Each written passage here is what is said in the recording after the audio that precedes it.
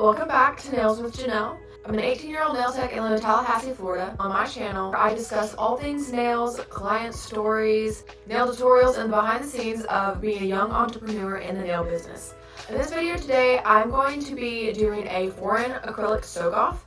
This is my sister in the video. She went to another nail tech, I know, before. So she decided to get colored acrylics done and she needed them soaked off, and you'll see in this video I soak them off and remove them as much as I can, and then we kind of discuss what we're going to do going forward with her nail health, because they kind of are very thin, over-filed, and she might have an allergic reaction to some gel polishes. I don't know if you can see it in the video, but she has a little bit of separation of the nail from the nail plate. So we'll just be discussing all of that. So without further ado, let's get into it. So these are my sister's nails. As you can tell, they are the colored acrylic I was talking about.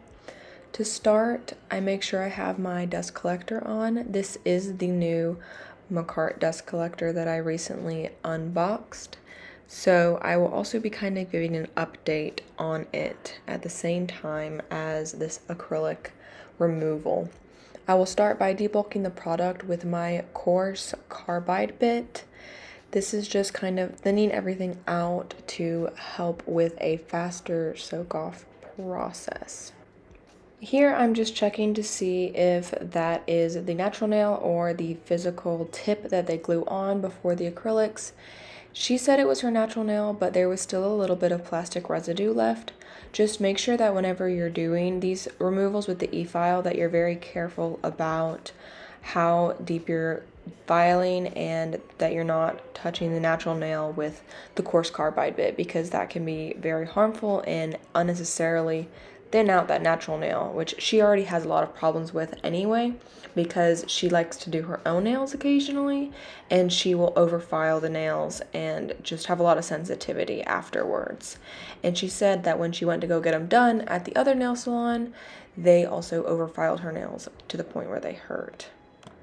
So far with the dust collector, I have enjoyed it, just generally having one, I guess, but I have noticed that it is really large, and I feel like my hand positioning is a little bit different than it used to be with the smaller Melody Susie dust collector. Also, with this dust collector, it has two fans, so it doesn't have just that one big fan like the Melody Susie has, but it's two separate fans kind of aligned vertically, which I think has an impact on the way it sucks. So just keep that in mind if you are thinking about purchasing something like this. I have it on a lower setting because I don't like the noise.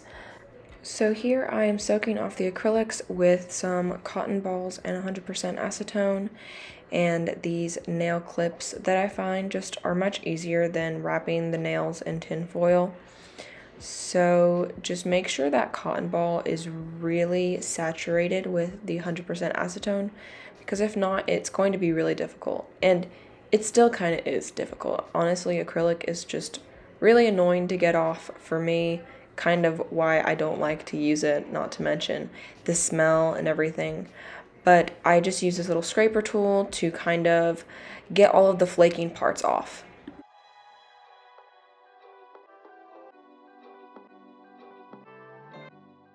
If you find that any of the acrylic is not scraping off and you're having to put a lot more force on it, do not keep scraping it, because you will remove layers of the natural nail with the acrylic if you do that. If it needs more time, just cover it back up, put a little bit more acetone on the cotton ball and let it sit longer, because you do not want to scrape something off that doesn't want to come off, because it can be very harmful for the natural nail.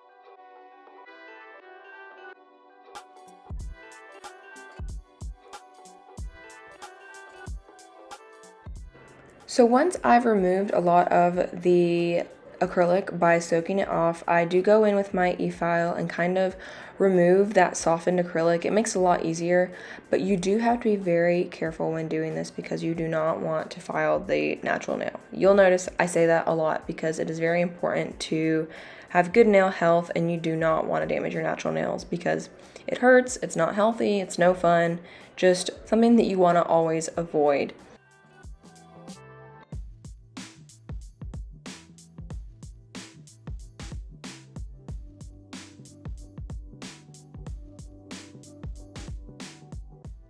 When I use the e-file, when taking off either gel polish, acrylics, or soaking something off like this, I typically use 10,000 RPMs on my e-file because it's a good speed that's just pretty safe, nothing too crazy.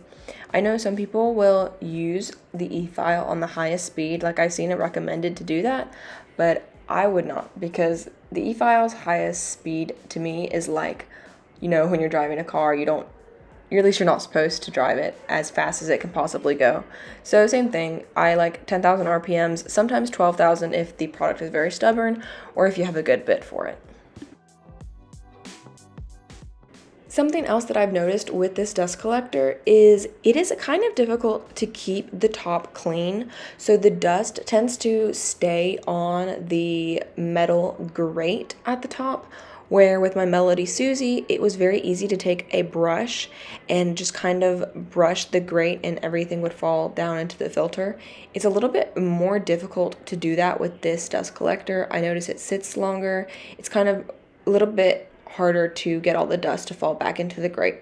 So whenever you don't remember to clean it and you pull it out for your next client, it can sometimes still have a lot of dust sitting on the grate, and that doesn't really look the cleanest, and it does take a minute to get it all back in the grate.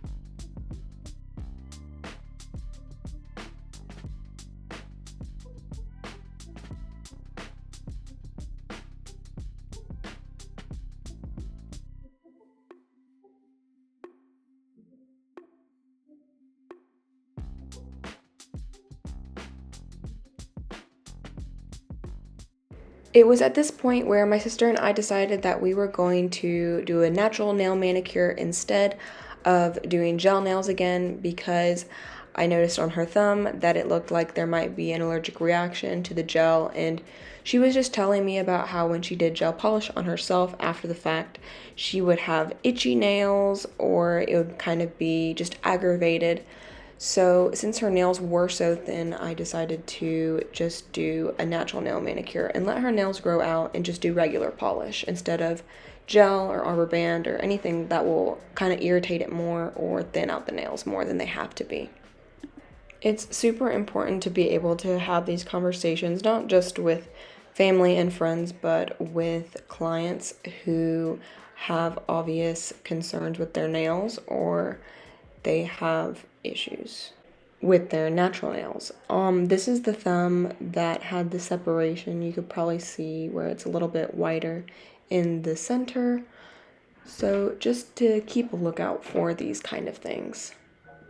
She did say that it didn't hurt at all when I was putting pressure on it, but whenever I started to file it a little bit, she said then it started to hurt. So just kind of keeping a lookout, asking your client questions and how they feel about every, step of the process. I decided to do the natural nail manicure off camera, so you'll have to come back for another video on how I do those.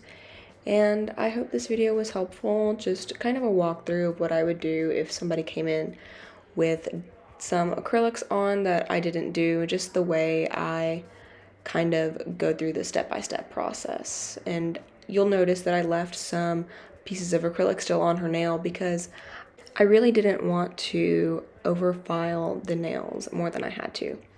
But thanks so much for watching. Thank you so much for watching this video, and make sure to like and subscribe and comment down below if you're interested in seeing more of this content.